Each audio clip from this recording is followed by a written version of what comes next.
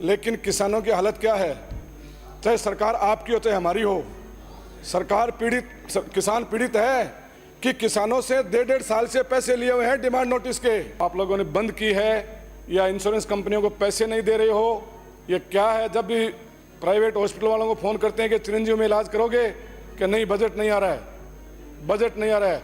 RGHS की हालत हो रही है कि आरजीएचएस के लिए हम खुद जाते हैं हॉस्पिटल दिखाने के लिए, हॉस्पिटल वाले ये कहते हैं कि आरजीएचएस का पेमेंट नहीं आ रहा है। किसान अगर बिजली का बिल एक दिन लेट कर देता है जमा कराने के अंदर तो उसको पेनल्टी दी जाती है, और किसान के डिमांड नोटिस का पैसा लिए 1 साल सरकार बैठी है। आपने गैस सिलेंडर 450 रुपये में देने की घोषणा की और दे रहे हो, लेकिन इससे पहले हमारे मुख्यमंत्री ने 500 में देने की घोषणा की तो उनसे कहा 850 रुपये लगेंगे, तो उस मजदूर गरीब किसान ने उस सिलेंडर को अपने घर में ले जाए खाली रख दिया था। घर बैठे कमाए 1500 रुपए प्रतिदिन, वो भी विदाउट इन्वेस्टमेंट। बस डाउनलोड करें बैंक साथी ऐप, फ्री ट्रेनिंग लेकर कमाना शुरू करें। बैंक साथी से जुड़कर 15 लाख लोगों के सपने हुए पूरे। अब बारी है आपकी। अभिभाषण पर बोलने का अवसर दिया, इसके लिए मैं आपका बहुत बहुत आभार व्यक्त करता हूं। सबसे पहले मैं चिकित्सा मंत्री जी निकल गए, चिकित्सा की बात करूं तो हमारी सरकार ने जो चिरंजीव योजना लागू की थी, मुख्यमंत्री चिरंजीव योजना, उसका क्या हाल हो रहा है? चिरंजीव और आरजीएचएस दोनों का ही।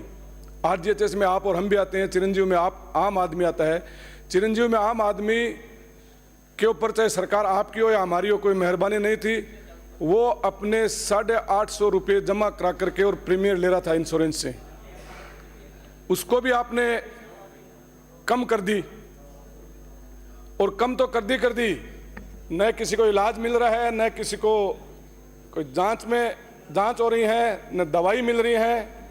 गरीब किसान मजदूर जो इलाज लेता था पहले गवर्नमेंट हॉस्पिटल में लेता था, लेकिन हमारे मुख्यमंत्री ने जब ये चिरंजीव योजना लागू की तो उसके बाद वो एक गरीब और किसान मजदूर प्राइवेट हॉस्पिटलों में भी इलाज लेने लग गया था। उनका भी मन करता था कि मैं भी लेऊं, और वो योजना आने के बाद अब आप लोगों ने बंद की है या इंश्योरेंस कंपनियों को पैसे नहीं दे रहे हो, ये क्या है? जब भी प्राइवेट हॉस्पिटल वालों को फोन करते हैं कि चिरंजीव में इलाज करोगे, कि नहीं बजट नहीं आ रहा है, बजट नहीं आ रहा है। आरजीएचएस की हालत हो रही है कि आरजीएचएस के लिए हम खुद जाते हैं हॉस्पिटल दिखाने के लिए, हॉस्पिटल वाले ये कहते हैं कि आरजीएचएस का पेमेंट नहीं आ रहा है, हम आरजीएचएस में इलाज नहीं करेंगे। तो मेरा चिकित्सा मंत्री जी से आपके माध्यम से अध्यक्ष महोदय निवेदन है कि थोड़ा इसके ऊपर ध्यान दें। और बात करूं गैस सिलेंडर की, तो आपने गैस सिलेंडर 450 रुपये में देने की घोषणा की और दे रहे हो, लेकिन इससे पहले हमारे मुख्यमंत्री ने 500 में देने की घोषणा की। उज्ज्वला मैं आ रहा हूं, आपकी बात बोल रहे हो वही बोलूंगा, आपकी बात को आगे बढ़ाऊंगा। गोपाल जी रुको। आपकी बात को आगे बढ़ाऊंगा कि उज्ज्वला योजना जो माननीय प्रधानमंत्री जी ने लागू की थी भारत सरकार की तरफ से, वो सिर्फ एक बार गैस सिलेंडर फ्री दे करके और उन गांव के गरीब मजदूर को दे दिया था, लेकिन दोबारा जब वो भराने के लिए गया तो उनसे कहा 850 रुपये लगेंगे, तो उस मजदूर गरीब किसान ने उस सिलेंडर को अपने घर में ले जाए खाली रख दिया था। लेकिन मुख्यमंत्री जी ने कहा उन उज्ज्वला योजना के जो भी धारक हैं उन सबको अशोक गहलोत ने 500 रुपये में सिलेंडर देने की योजना लागू की थी, और आप लोगों ने फिर 450 की घोषणा की।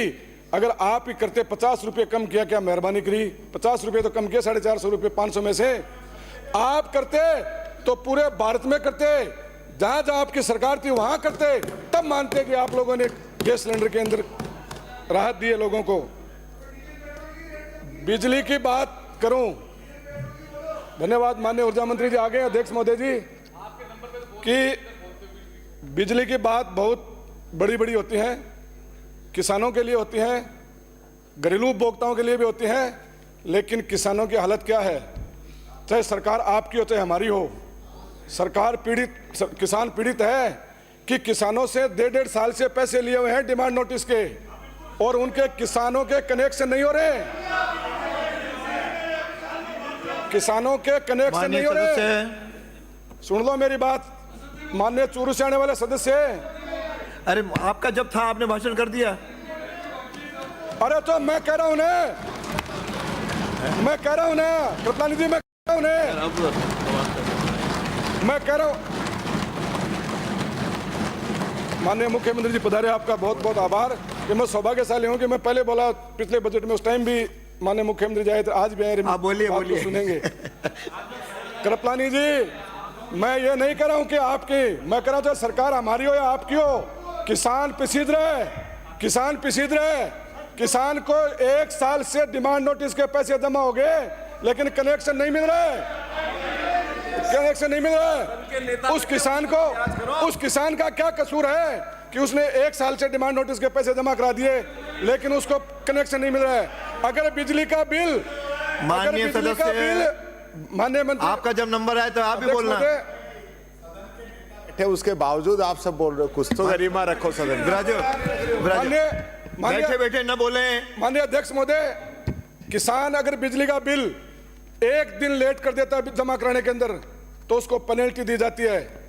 और किसान के डिमांड नोटिस का पैसा लिए 1 साल सरकार बैठी है, सरकार चाहे आपकी हो चाहे हमारी हो, उस किसान का क्या दोष है कि उसने ब्याज पर ला करके डिमांड नोटिस के पैसे जमा कराए और उसको कनेक्शन नहीं दिया जा रहा है? तो क्या दोगे आप? सदन के नेता बैठे, सदन के नेता बैठे। अरे सुन लो, कृपलानी जी प्रूफ दे दूंगा, कृपलानी जी प्रूफ दे दूंगा।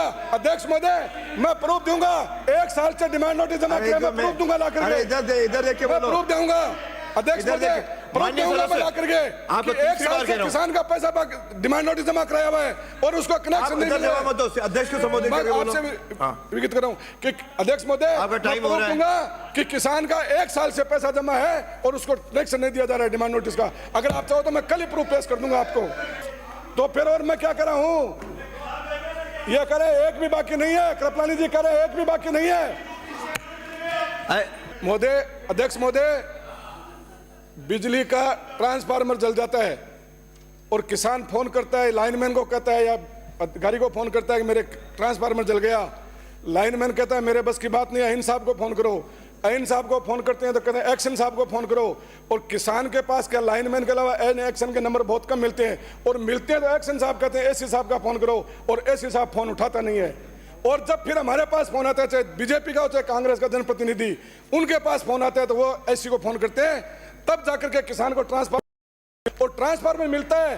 तो किसान को यह कहा जाता है कि ट्रांसफार्मर बिजली बोर्ड में पड़ा है, गाड़ी भेज करके ट्रांसफार्मर मंगा लो, आपके खेत में लगा दिया जाएगा। एक किसान के पास गाड़ी है, एक के पास नहीं है, सब किसानों के पास गाड़ी नहीं होती है, फिर भी उसको 2,500-3 हजार रुपए किराए की गाड़ी लेकर के, ट्रैक्टर लेकर के, और उस ट्रांसफार्मर के लिए उस किसान को जाना पड़ता है, तब जाकर के किसान को ट्रांसफार्मर मिलता है। तो मेरा निवेदन यही है माननीय मंत्री जी, माननीय मंत्री जी, अध्यक्ष महोदय, आपके माध्यम से मेरा निवेदन है कि किसानों की सुनो, किसानों को बिजली दो। और आप बार बार कह रहे हो, पिछले 4-6 महीने पहले क्या हालत था बिजली की, कि शिक्षा की बात करूं तो माननीय मंत्री जी बैठे हैं, अध्यक्ष महोदय, शिक्षा मंत्री जी का तो कहना ही क्या है, कुछ भी बोल जाते हैं कि 100 दिन की कार्य योजना, 100 दिन की कार्य योजना माननीय मंत्री जी ने बनाई कि कार्य योजना के तहत अध्यापकों के लिए एक तबादला नीति बनाएंगे, जो आज तक नहीं बनी है।